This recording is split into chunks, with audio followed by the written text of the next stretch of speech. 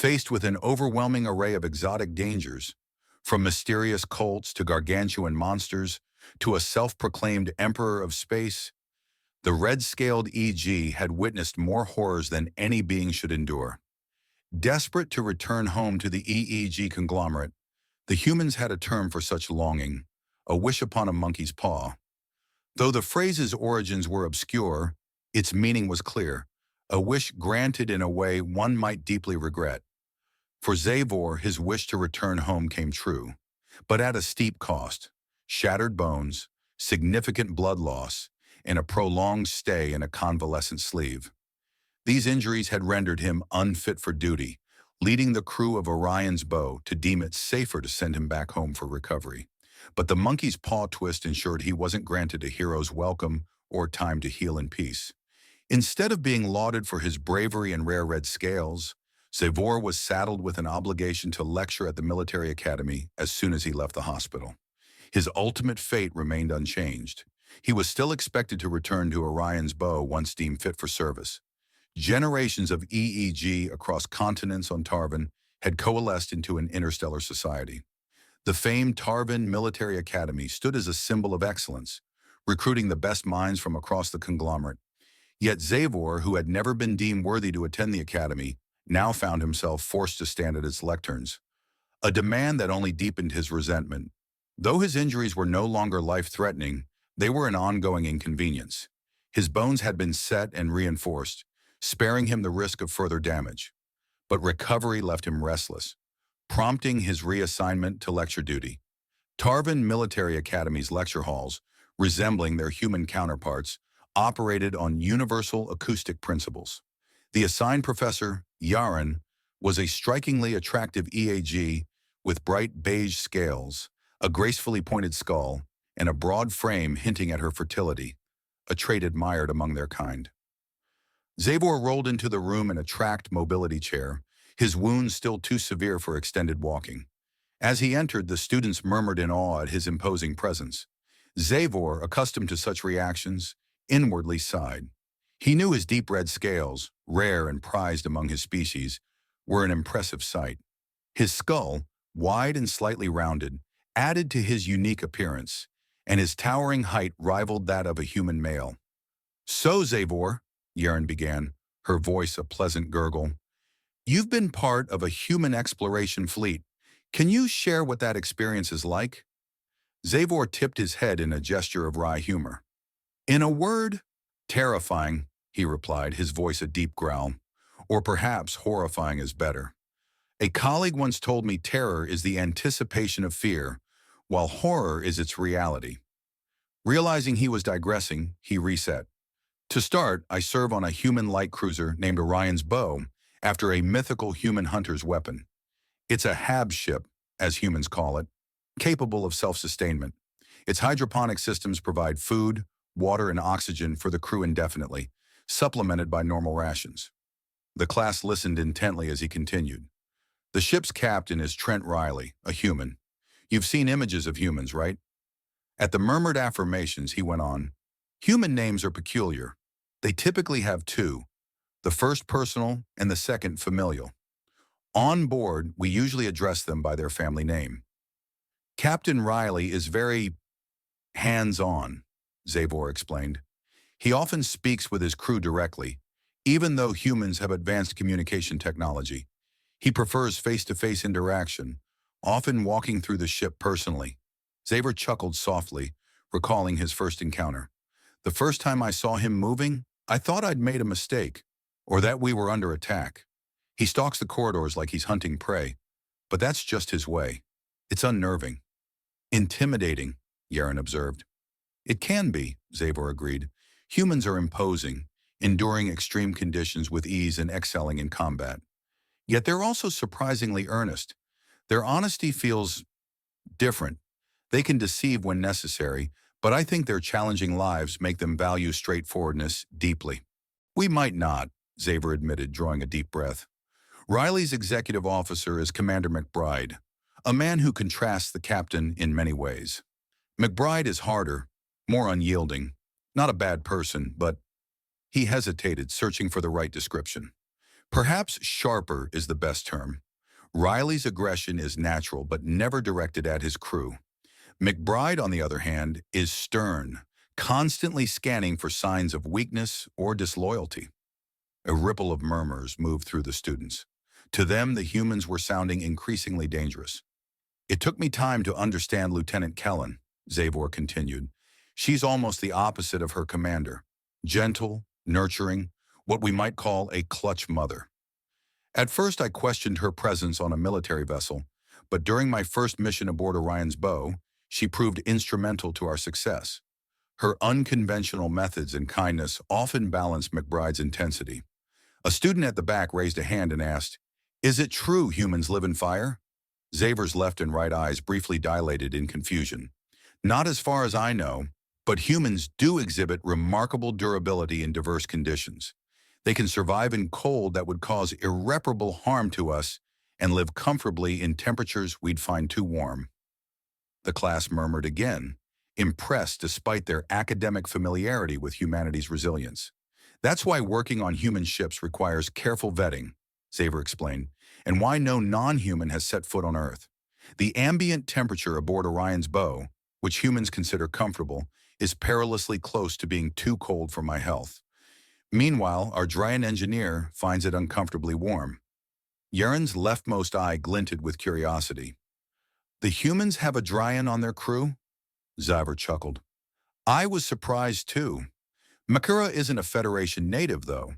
Her parents were refugees, and she was raised among the Ford insectoids. That upbringing makes her quite different from the Federation's usual warmongers." The professor shifted her attention.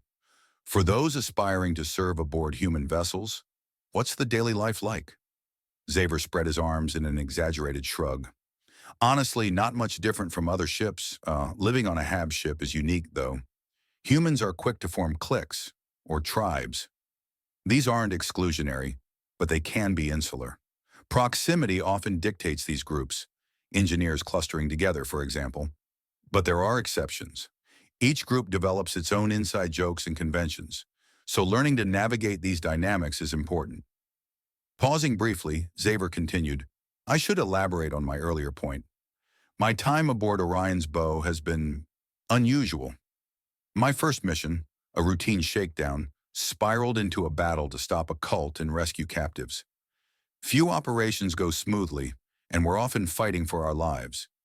Humans are hardy, but even they can't fix everything." A girl with pale, nearly gray scales hesitantly asked, "What's the scariest situation you've faced?" Zavor thought for a moment. "There are many contenders, as awful as that sounds, but being hunted by a giant monster stands out. We crash-landed on a death world in the southeastern fringe. The students collectively winced at the mention of the galactic southeast, an infamous region rife with pirates, warlords, and chaos. We were pursued by an insectoid beast the size of a small freighter," Zavor recalled. "It tore open my back. If not for Carver's first aid spray, I'd be dead. Even so, I had to lie immobile while the humans killed it." "Is that what left you injured now?" the pale-scaled girl asked. Zavor gave a brief shake of his head.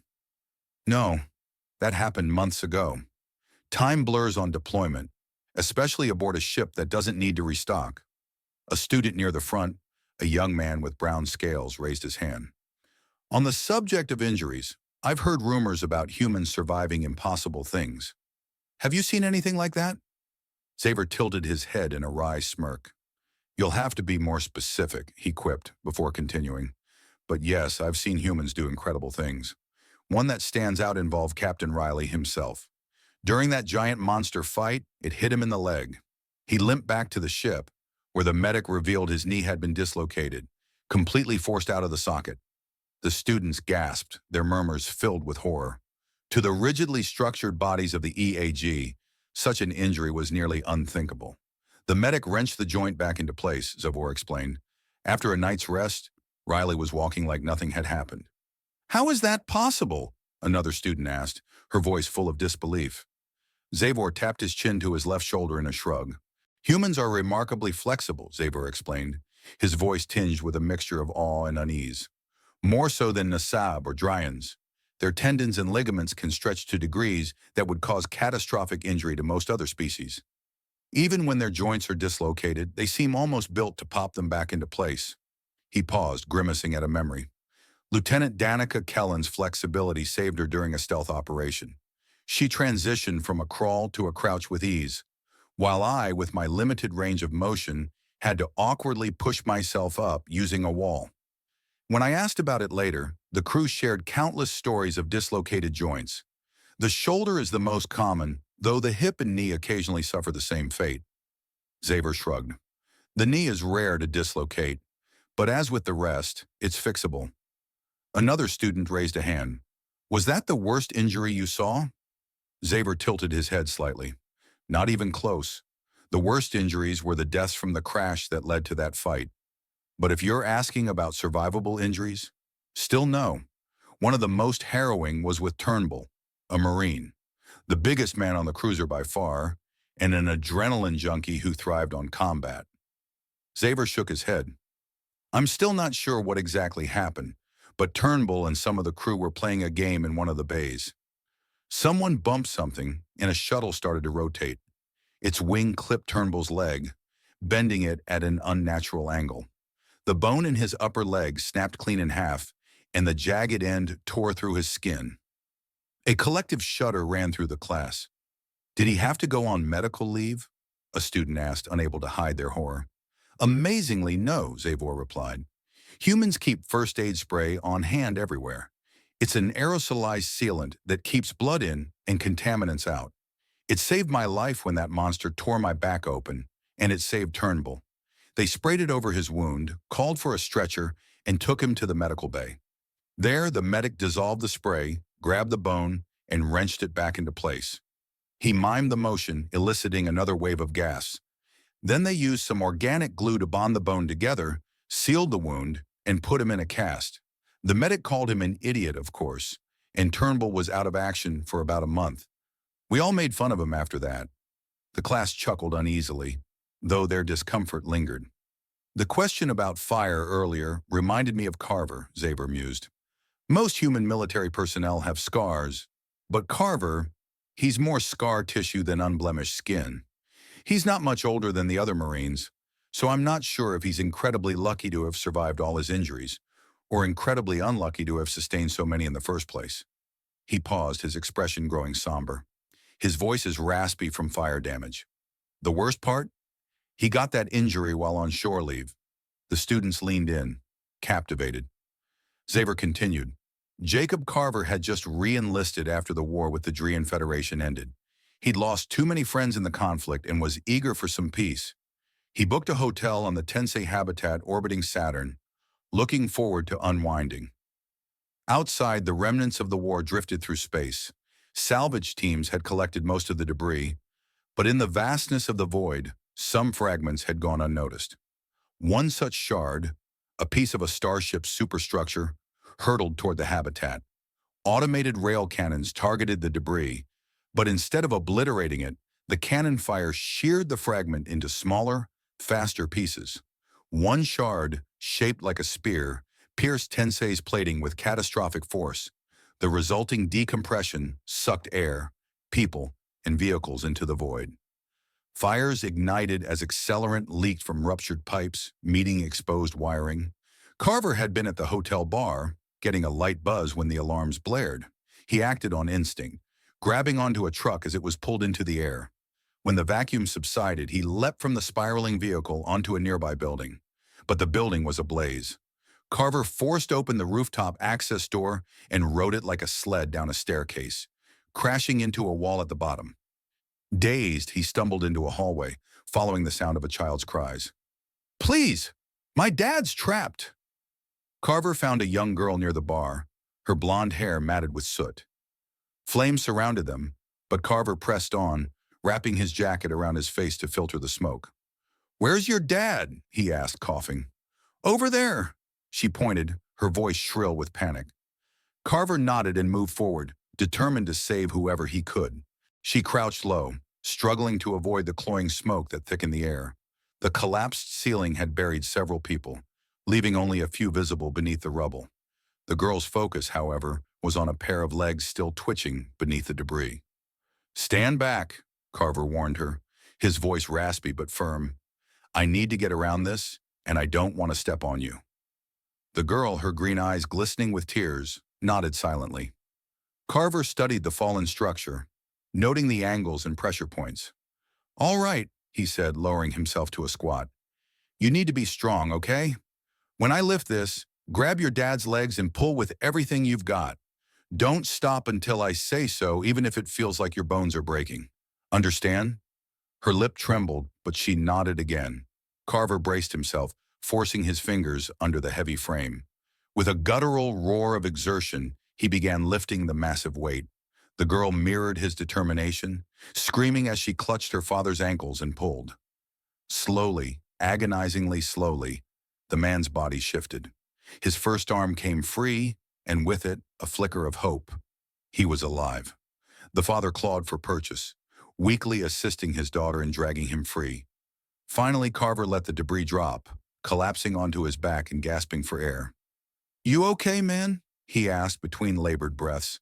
The father, his brown hair matted with sweat and soot, wheezed in reply. His blue eyes widened with panic as his breath came in sharp, shallow gasps. Carver's experience told him immediately what was wrong. "Your windpipe's been crushed," he said, his words cutting through the chaos. "Lie down on your back. If you keep wheezing like that, it'll close completely. Slow, shallow breaths. Focus." As the man obeyed, Carver quickly realized he'd need to perform a field tracheotomy. Scanning the room, he identified the bar as his best bet for supplies. Climbing over the debris, he rummaged through the wreckage behind the counter. He found a bundle of simple plastic straws, nowhere near ideal but better than nothing. A sudden hiss caught his attention. His stomach dropped. The gas pipe.